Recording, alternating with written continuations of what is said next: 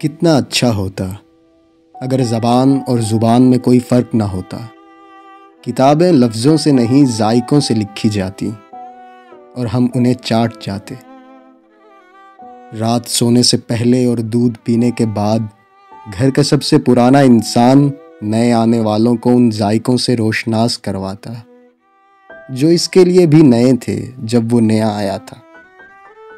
School, college, universities اور ان کی دیواریں سب کا پیٹ بھرنے کی استعداد رکھتی۔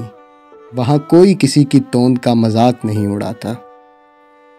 شاعر، ادیب، مفکر یہاں وہاں زبانیں لٹکائے دوڑتے بھاگتے، قدرت کو محسوس کرتے اور ایک روز گر کے مر جاتے۔ تب ان کے جسم شہر کی لائبریریز میں شیشے کے بکسوں میں رکھ دیے جاتے اور زبانوں سے متعدد آرٹیفیشل فلیورز بنا لیے جاتے۔